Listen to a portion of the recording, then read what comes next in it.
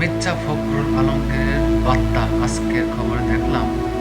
তিনি বলছে 875 জন বাংলাদেশে আন্দোলনে মারা গেছে, তার ভিতরে নাকি তাদেরই 475 জন তাদেরই নাকি কর্মী মারা গেছে। এটা একটা ডাহা মিথ্যা কথা, এটা জাতি বিশ্বাস করবে না।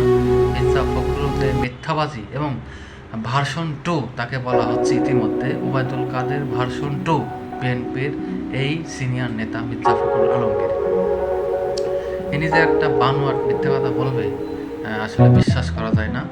তো তিনি এই কথা দাবি করছে, আমরা গণমাধ্যমে দেখছি। তো বাংলাদেশে জামাত ইসলাম একটা দুর্নীতিমুক্ত দল, সন্ত্রাসী মুক্ত দল এবং কোনো ধরনের কেলেম বদনাম দুর্নীতি কোনো ধরনের কিচ্ছু নাই। একমাত্র জামাত ইসলামী যা বলবে সঠিক বলবে এবং ওনারাই সঠিক একমাত্র দল। তো বিভ্রান্তি হবেন না দেশের অন্যান্য রাজনৈতিক দলের কথাই, সঠিকটা জানবেন এবং সঠিকটা বোঝার চেষ্টা করবেন।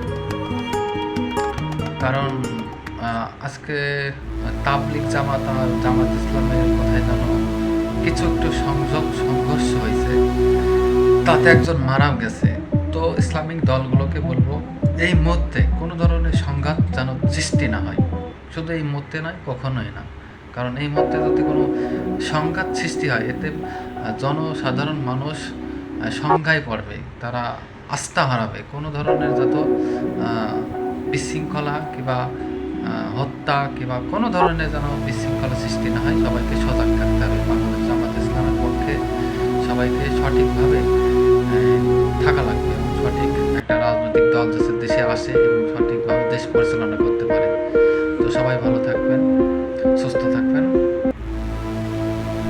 এবং মিথ্যা বানোয়াট কথার থেকে সতর্ক থাকবেন।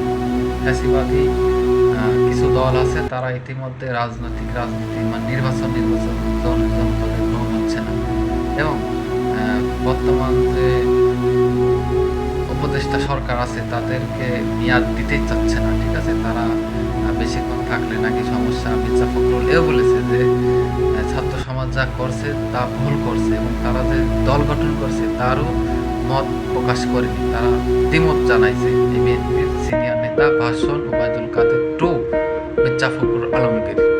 সবাই ভালো থাকবেন, সুস্থ থাকবেন।